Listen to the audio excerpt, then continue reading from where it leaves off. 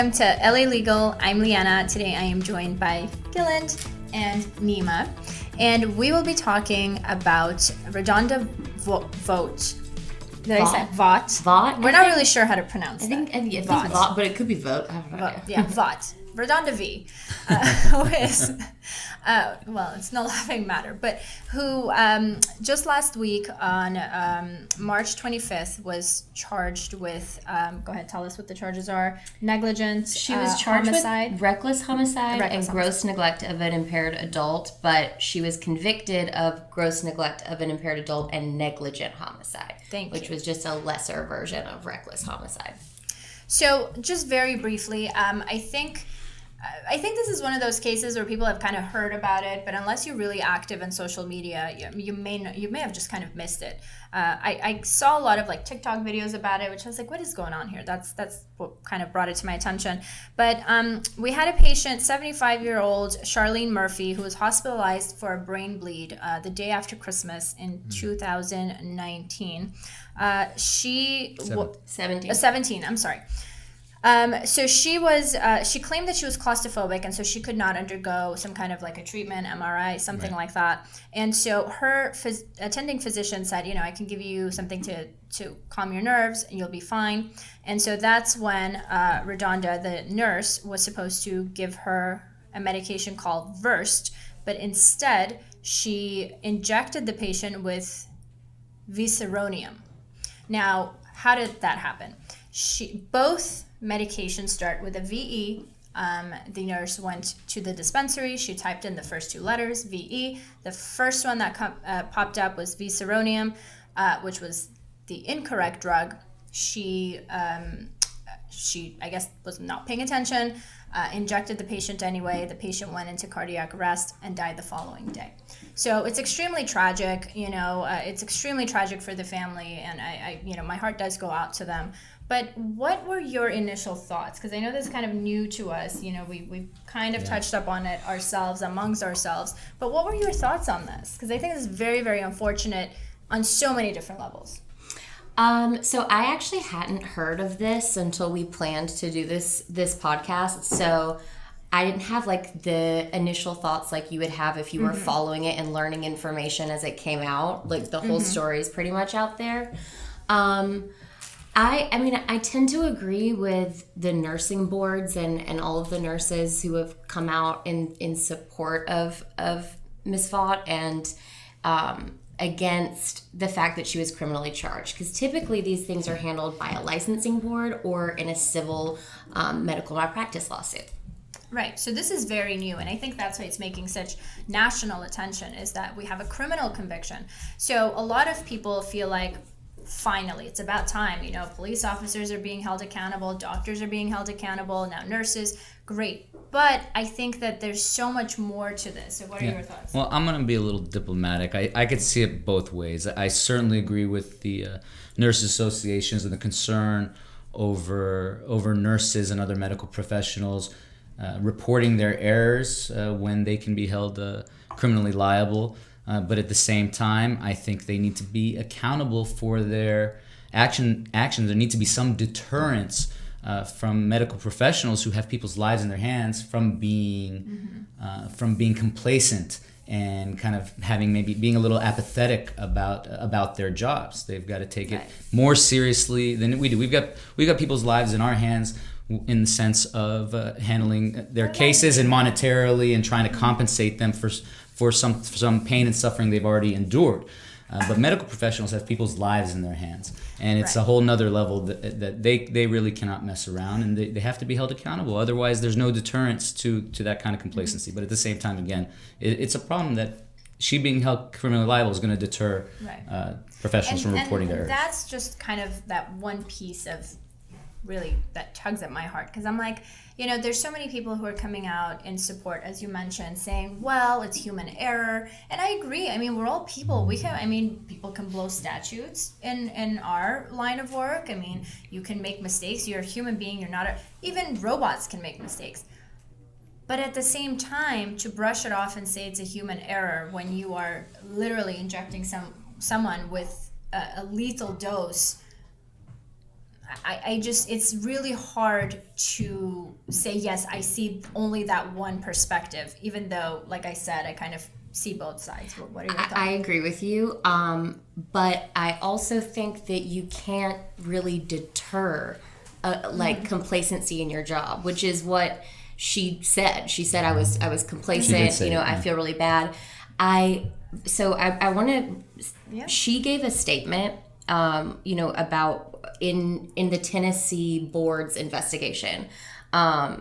She spoke and she was like, whatever happens with the jury, whatever they decide, speaking about the criminal trial, it's not going to affect me as much as it's going to affect the profession, because I know what I did and I have to live with what I've done. And, whether I'm convicted or not, whether I serve my sentence, my life's going to go on, but this is going to have negative impacts. And there are a lot of things about the case that make me feel like, I think her perspective is right. She said, look, we all have to work together in the health care field. It's not about paying the price. It's about doing the right thing. And Vanderbilt actually intentionally did wrong things. They didn't report the error to the state or the federal government. It came out that, when she got that medication out, she was supposed to type in its generic name, not the V, but a medication that started with an M. And then she overrode a bunch of warnings that the machine was giving her when she was going to get out that really intense medication that ended up killing Charlene. But Vanderbilt was encouraging at that time its staff to override these warnings because there were issues with how quickly people could get medications. And she testified that with Miss Murphy alone, over her treatment over the course of 3 days, they had performed over 20 overrides, not related to the fatal error, but in general. So it was something that was common practice. Yeah. Exactly. Well, And so what I think is interesting is that there is a reason why there would be an override, right? Or like just if I'm a nurse, right, and I go in to get whatever, Visceronium or whatnot, and the system's like, hey, error, wait, red, stop. There's a reason for that. So the fact that the hospital is encouraging people to say, it's okay. Exactly. Like that's what should be deterred. Because she had not gotten so used to overriding the messages saying, warning, don't do this, you're doing the wrong thing, then this probably wouldn't have happened. And who's to say that she wouldn't have gotten in trouble if she was late on getting the medication because she was waiting for approval from whoever, Right. And I'm sure that was presented in court, and it's obviously an argument that goes against her own culpability, but we talked about before, the hospital can't be held criminally liable, but they can certainly be deterred from that sort of behavior and that lack of attention to detail and prioritizing some sort of level of efficiency over safety. They can be held civilly liable, so that'll deter them from that. So there's a recourse there. So they settled out of court with the family, and the terms, and it's all confidential. Everything's confidential with that settlement, but they did settle with the family. I think before this became very public, like before they were reported. Because they knew what they did, so they probably threw some money at the family and said, hey, let's enter into this agreement, which is even more sad because I don't know if you guys have read this, but the hospital was already being investigated and was told that Medicare payments will not be issued to them for various improper something. I'm not sure what it was exactly, so I don't want to give a wrong statement. But something about Medicare claiming that if this happens one more time, we're going to cut off all the funding and whatever. And so that tells me that there's already a really long history of bad practice in this hospital, whether it relates to the dispensary of medicine or other sort of practices among the doctors and nurses.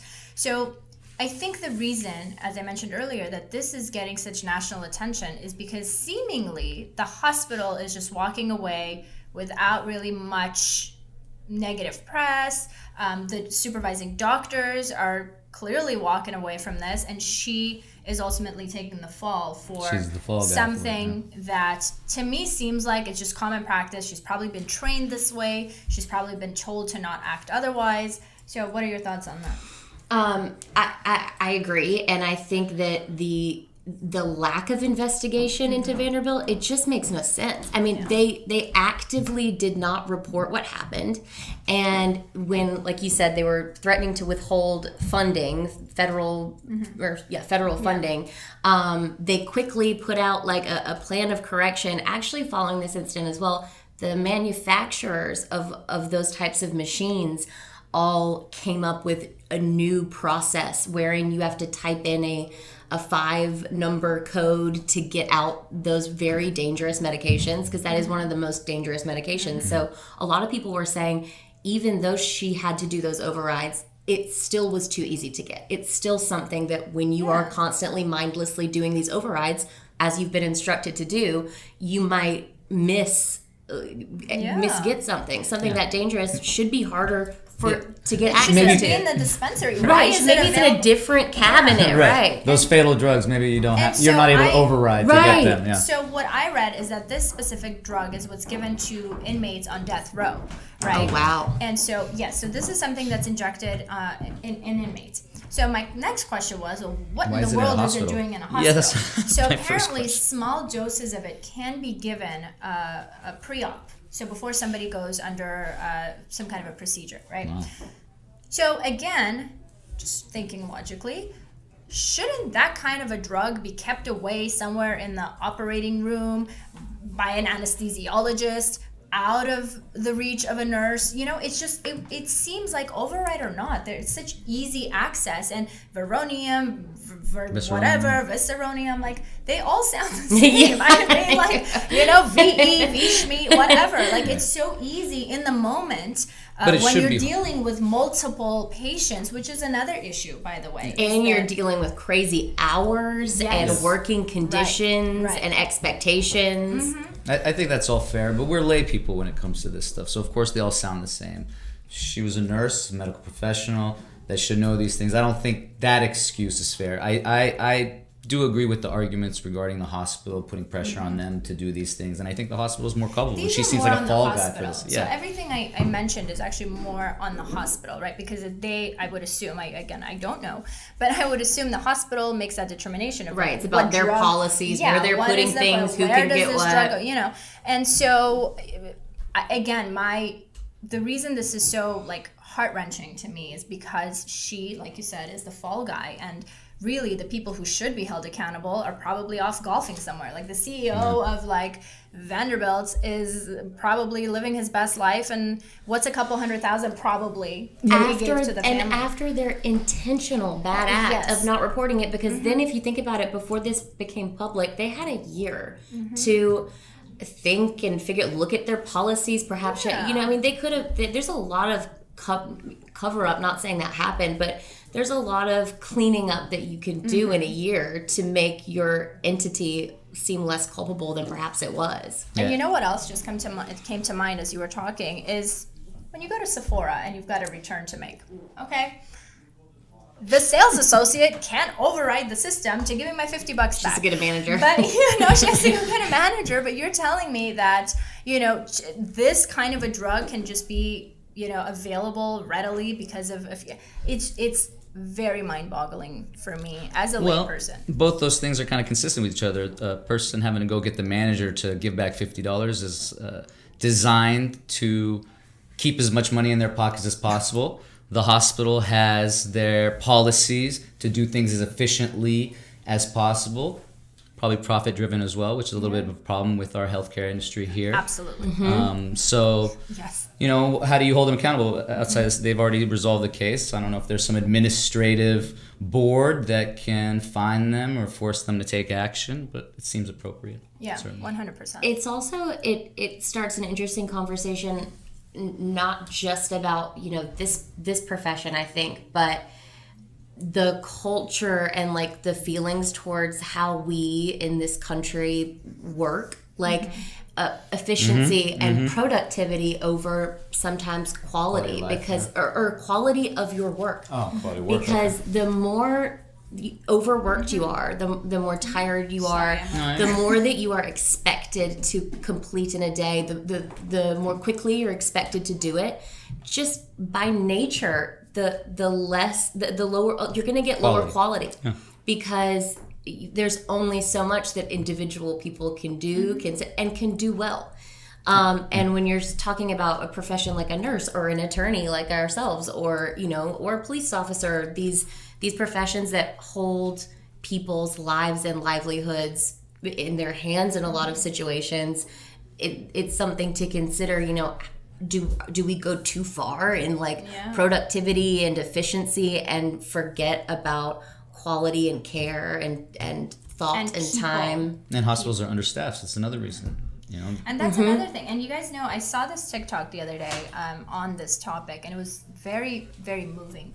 And I forget the girl's name, but she was a nurse, and so she was trying to convey what the repercussions of this are. And so she wasn't saying anything, but as the music kind of went on, and so she had like little text bubbles, and it was like, hi, welcome, you just passed your boards or whatnot, you're a nurse, and they give her a badge. And then a few months go by, and they're like, you're doing so great that you now have to do X, and so she adds on some more stuff, and so on and so on and so forth. And so after a few years, she's just standing there holding so much stuff and patience, and people are yelling at her and saying this isn't done as quickly, and and so she's like, how am I ever going to feel comfortable overriding a system because I may have a dying patient, knowing that the hospital, my employer, is not going to have my back? And so that's really what kind of triggered me to have this podcast, because I thought, wow, you don't think about that when you see nurses, when, if you have somebody in the hospital, or if you need to go, but you're just sort of like, oh, come on, I want my water, I need this. And you don't think about the 90 million other things that they're doing. So, I do truly feel for the profession. I feel for Miss Vaught. Yes. I will never learn how to say her name. So no, I feel for her Miss too. RaDonda, I feel for you. She was clearly very remorseful and felt horrible.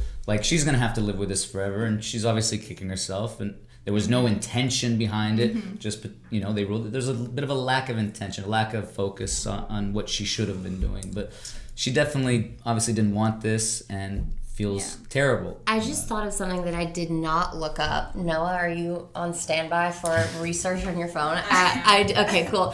I don't know. So I was thinking about what you said about how Vanderbilt, the hospital was sort of held, they got their comeuppance with the settlement or whatnot. But so in California, we have a statute called MICRA, which limits the recovery in cases of medical malpractice, where there's professional negligence in rendering professional services that ended in death or injury. And it's the general damages, so your pain and suffering, which is which are your only damages really when you it's what you get. The loss of your right, unless she was financially supporting people in her family, which it's unlikely because she was 75 years old, then their pain of losing her, those damages are capped at $250,000. That's as high as they are in California. But in Tennessee, I don't know if that law exists, because MICRA is specific to California. I think California is one of the only, if not the few, that have a really crappy law like this, because as you mentioned, you're capped at $250K.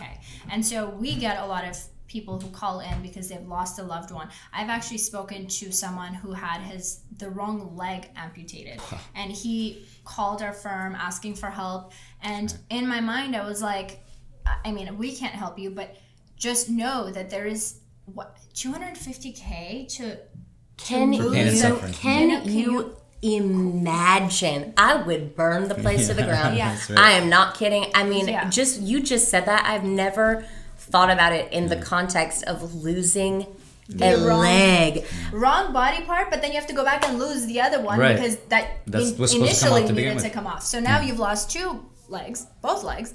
And so the things you hear, and by the way, another little fun fact, I don't know if you guys know this, but unlike us who work on a contingency basis, meaning we don't charge hourly, we don't, we just get a percentage, med mal attorneys charge by the hour. So you're looking in excess of $600 an hour at least. Are you serious? So when you get a lousy $250,000 settlement, if you do, by the way, those, to get anywhere near that number, you have to have lost a loved one or lost a body part or something like that.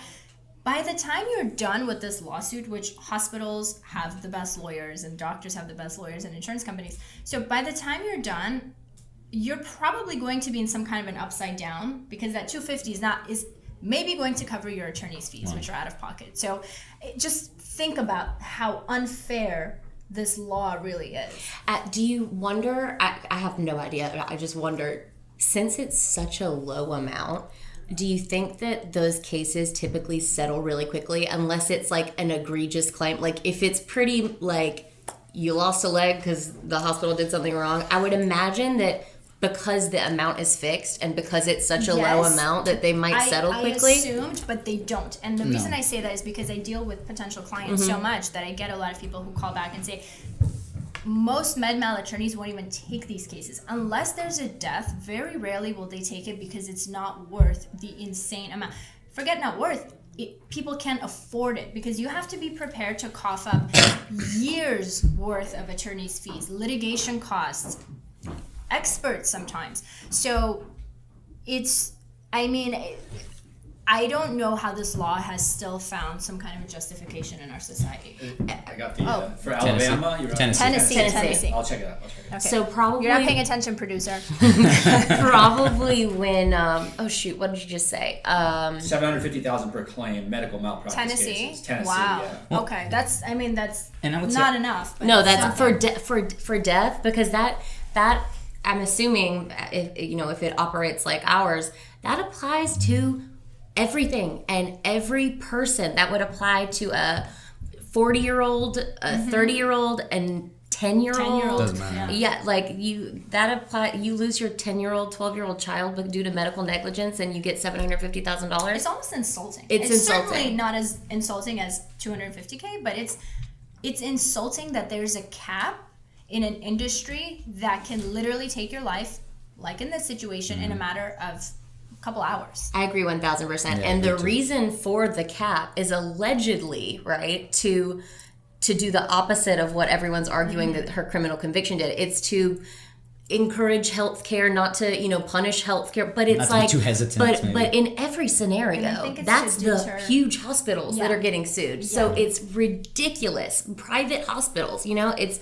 absurd. South Carolina, where I'm from, actually, so they don't have a medical malpractice cap, but they have a $300,000, I hope that's correct, I'm pretty sure it is, cap on all government claims. So you can never recover more than $300,000. Wow. So police as well, that applies to police officer, any government claim.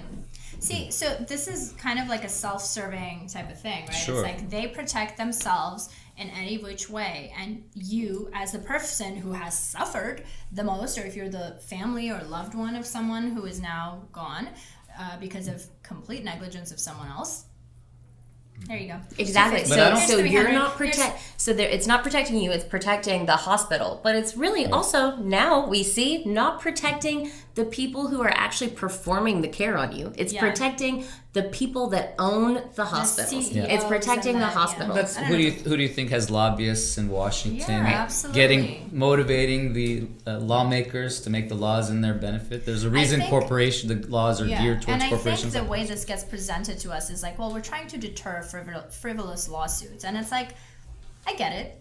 You're not. Some people are just litigious by nature, right? So they're going to try to sue. Well, my doctor was not nice to me, so I'm going to sue. Right.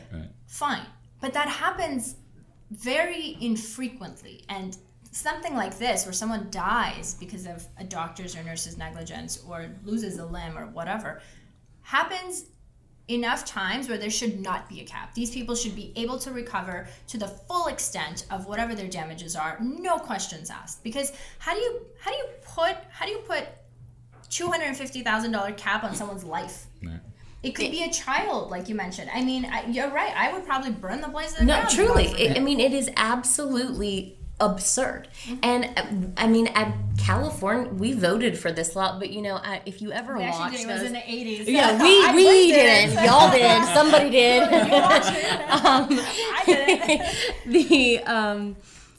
didn't.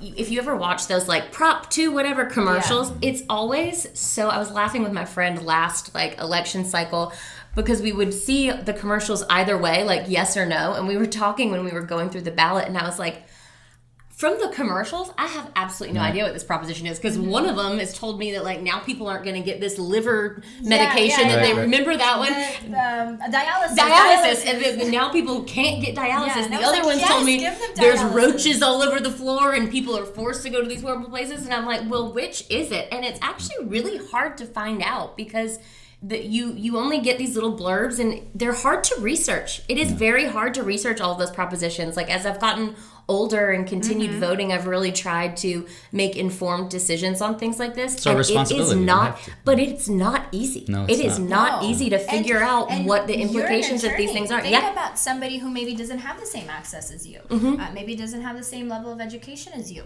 right? These are the people voting. Or time to look those things up. I mean, you know how many times I texted Nima and I was like, what do I vote? What do these mean? I don't even know what this means. Do I give somebody dialysis or not? Like, how do I make sure they get it? You know? Exactly. I want the people to have dialysis, but I don't want them to be covered in roaches. Yeah. So what do we do? You know? But I wanted to comment on something Gillen said earlier regarding these cases maybe settling quickly because the damages are probably so much higher than that $250,000. I'm not exactly sure how it works in medical malpractice. I don't know if there's any potential to get greater than that $250,000, but we experience on a daily basis greedy devil insurance companies being unwilling to tender minimum policy limits of $15,000 despite $20,000 of bills in front of them. They try to reduce those bills, say things aren't necessary, and then say, here, I'll give you $1,000 for your pain and suffering. Here's a $12,000 offer, when it should be a no-brainer. So they push back despite the threat of them not negotiating in good faith, opening up a policy and exposing their insured to a lot more. That may not even exist here with these medical malpractice cases. It could be capped at that $250,000. They've got no concern for having to pay out more. So why resolve it quickly when they can give every argument they can? There's one big reason. What do you think it is? Why you wouldn't want this? That's why you wouldn't want to litigate these cases if you're a hospital a lot of the times. Like, look at the extent Vanderbilt went to try to keep this stuff quiet. I agree with that, but knowing what I know in terms of how retaining an attorney works and just the reality of, especially now, right? A lot of people have been out of work for so long, they may not have the funds and so forth. So a hospital knows that. The insurance carrier knows that. They're like, okay, I'll just drag you through the mud. You're bound to drop this at some point. So like you said, they know that most people are not going to pursue this to the full extent. So I think, I think it could go either way. I would imagine there's like, I don't know, an adjuster or somebody assigned, and it's up to them to decide. Sure. If we were confined to this $250,000 cap, then in my opinion, it should go out regardless. Like, no questions asked. Like, the hospital or doctor did something wrong. Okay, here's your money. If we have to stick with that cap, no question. And even more insulting is that there is such a low cap, and then on top of that, they fight you for it. Yeah. So can you imagine what those families go through? Or you as an individual, as I mentioned, what if something happened to you? Or like, I had somebody call and say they left like an instrument and caused in his arm during surgery, and then that led to an infection. He had to lose part of it. Like this whole story. And I was like, I'm so sorry, I can't help you. Please talk to a med mal attorney, but I'm not confident that his case was taken on. I mean, I can't imagine, and I would assume you probably have to do this sometimes. I've listened in on you do your job a couple times, so I try to learn how to do my job. I've heard you try to have to tell people some pretty hard things with regard to what they are or are not able to recover. Really hard things. But I can't imagine having to inform people like on a regular basis. Hi, sorry your child died, or sorry you lost a whole leg, but by the way, this is what you're capped at. Like having to tell people that over and over and over again, which must be terribly hard. That's the hardest part of the job, is when there's a minimum policy limit settlement and the person at fault doesn't have assets and we've got significant injuries. That's why we encourage our clients and anybody to maximize their UIM turning coverage. This about personally, I'm like, what is he talking about? Are we talking about car accident? What? But it's tough when you have there's only limited recovery and you have significant injuries. It's hard. It's hard to give people bad news. I think that ultimately, what happened to RaDonda, isn't helpful to making meaningful change. I think that her conviction isn't. I mean, when the facts came out, obviously the machines making those changes, that was helpful, but that also could have occurred had Vanderbilt been more forthright about what happened through that means. She didn't have to be criminally charged and convicted for that change to occur, and I don't think that her conviction is going to prevent anyone who is overworked or overtired or complacent from making a mistake over the course of what is for most nurses a very lengthy career. So I don't know that I don't know that it's helpful. I think punishing Vanderbilt would have been more helpful. Yeah. I think that's certainly fair. Definitely Absolutely. a good point. I just think that it's sad that that's probably not something we'll see anytime soon. Yeah, it's Yeah. great. Any kind of a hospital or facility being held liable, for me, just in this climate and just knowing what I do know about healthcare, I would be very surprised. I would love to see the day, because I think we briefly talked about this before, but like once there's some kind of a repercussion, somebody's being held accountable, then that makes everyone else think, oh man, let me take a look at what's happening in my kitchen, so to speak. These hospitals should prioritize people's health over profits, but and over profits and money, should be but deterred from valuing the profits. reality is that unfortunately we are all dollar signs to our healthcare system. Yeah, exactly. So that's almost all facets of it. Yeah. So final thoughts before we wrap up. One thing I saw that she's getting 3 to 6 years for the neglect, 1 to 2 for the negligent homicide. They run concurrently. In the end, hopefully, maybe she serves just a year or two. I don't want to see her go to prison. But I think a greater punishment for her is her guilt and how bad she feels. That's going to affect her a lot longer than this sentence will. Oh yeah, you never get over that. I think those are the maximums. I think too. I think it is on the table that she could get probation. Okay. I don't know. I hope she does.